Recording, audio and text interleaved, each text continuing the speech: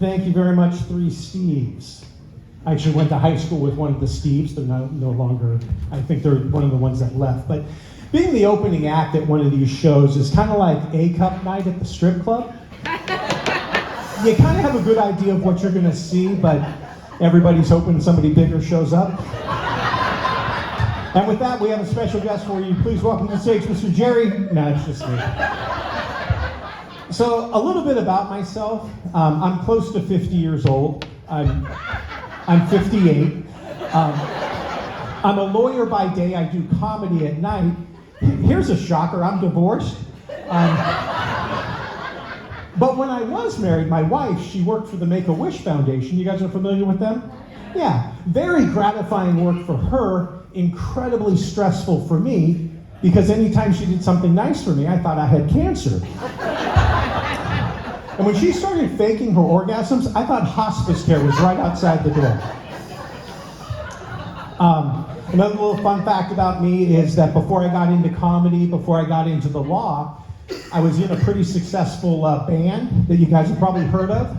I was the drummer for the Cars for Kids band. We had one hit, 1877 car. Yeah, everybody's annoyed by that song, right? No, I had to get out of that band because I developed a little bit of a substance abuse problem. I was always the guy who had the straw or the needle trying to get into that juice box. Apparently, juice box humor is not as funny as I thought. No, so I am 58 and I'm single, so I date. So I do talk a lot about dating. And at the beginning of the pandemic, I was dating this woman, and we were doing a distance relationship. She called it a distance relationship. I called it a restraining order. And she had to stay 300 feet away from me. And it wasn't that I was in fear of my safety. It was that she was a little bit like Johnny Depp's ex-wife, Amber Heard. So it was more about protecting my stuff from her shit, if you remember the story correctly. No, but more recently, I've been dating this Chinese woman. Very smart, funny, pretty. We get along great. But here's what I've learned about Chinese women. They're kind of like Teslas. They're everywhere. They're a little overrated, and they probably shouldn't drive themselves.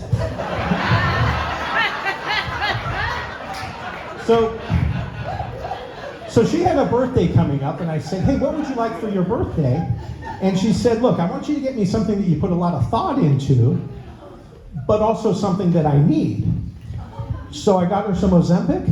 Yeah. It did not go over as well as I thought.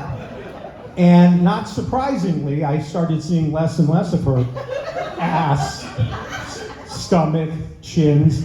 That stuff really does work. Anyway, no, but one of the things I really like about her is she's very practical. And so like for Christmas, hey, what do you want for Christmas? She said, I'd like some new hangers. I said, honey, why? Your tits look great.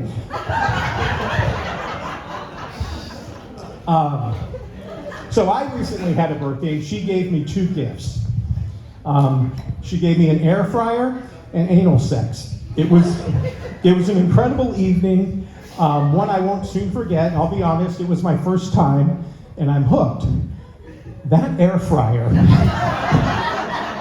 it makes like restaurant quality salmon. I mean, and don't get me started on the buffalo wings or the breakfast potatoes. It's the most amazing appliance I've ever heard of.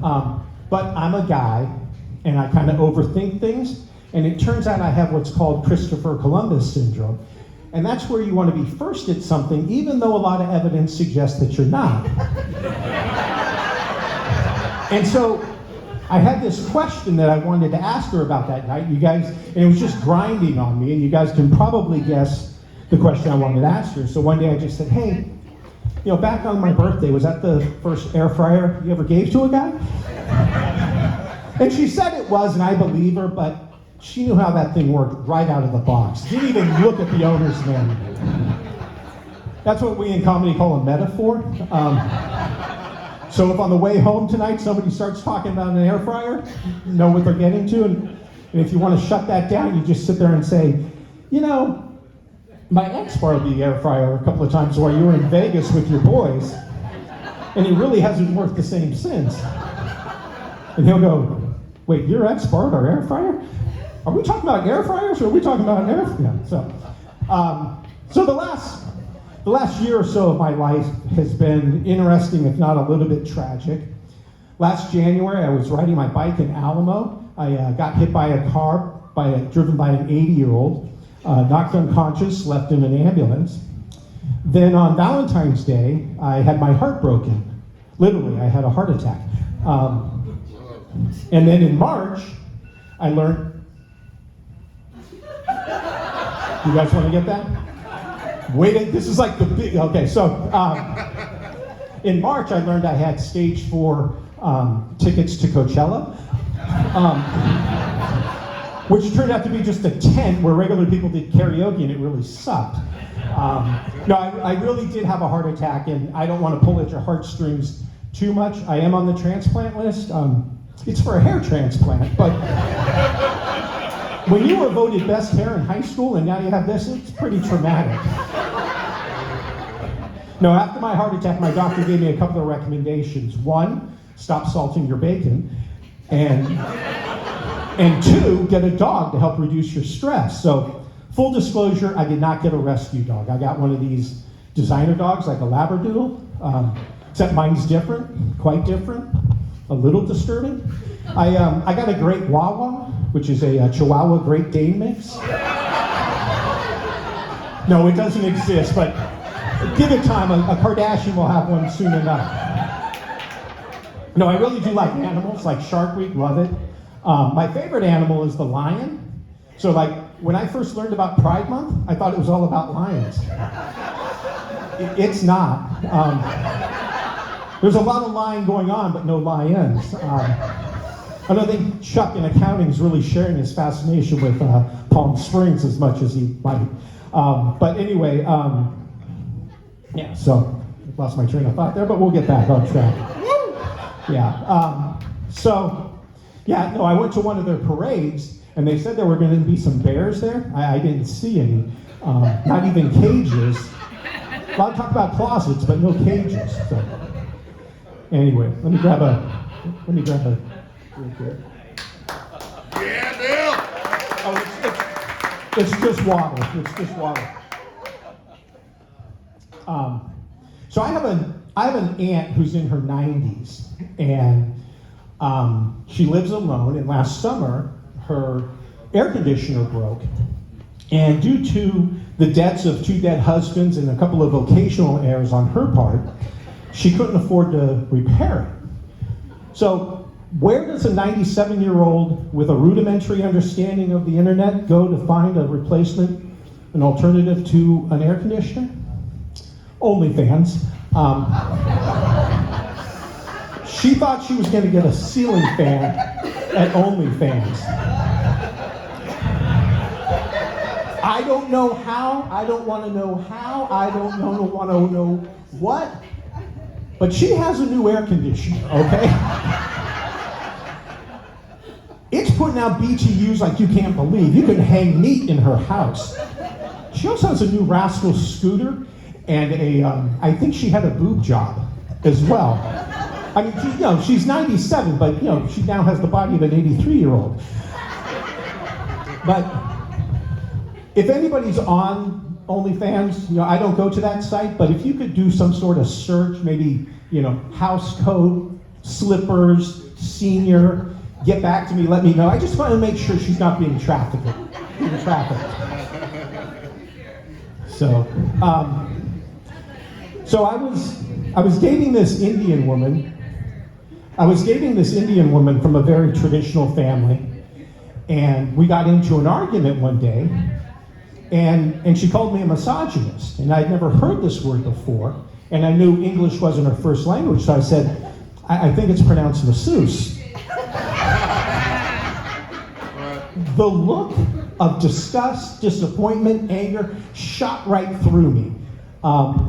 This wasn't the first time I misunderstood a word that she used. Like during the wildfires last year, she told me how the Forest Service was going to be using airplanes to drop retardants on the flames to help put them out. I said, first of all, I don't think we're supposed to use that word anymore. And before I could say anything else, the look of disgust, disappointment, just shot right through me. Anyway, I just got done watching this documentary. It was about these families, these blended families that had cracked the code on how step-siblings and step-parents can all get along. First off, I didn't know Pornhub made documentaries. And I don't want to come off as some sort of expert after watching one documentary, but there were like 25,000 episodes, and I think I saw them all. And so the key seems to be that nobody in the family can have any concept of how a door or a lock works. And it also seems to help if one of the women in the family has really big tits. So I'm going to end on this. Okay, so my last dating story. I met this woman, and we just had a cocktail. Everything was going great. I said, hey, do you want to go get something to eat? And she said, sure. I said, well, what do you feel like? And she goes, not seafood. I'm like, okay, like German food? And she's like, okay. And I'm sitting there going, my questions and her answers are not lining up in my mind. So I said, are you saying not seafood, or are you saying not seafood? She goes, look, I don't eat anything from the ocean, but coincidentally I hate Jews. I'm like, whoa. I can tell you right now, this is not going to work out between us. I'm a pescatarian. But if you know how an air fryer works, maybe we could find some common ground. Okay, just one quick little aside on that one. I told that I did shows in Madrid, Spain, back in October. I told that joke. There's a German woman in the crowd. She comes up to me and she's like, I can't believe, that's not funny. The Nazi jokes, and just, yeah. And all I'm thinking is, who doesn't like Nazi jokes? Nazis. So, hey, thank you very much for coming out. My name is Bill Schott, and I do stand-up.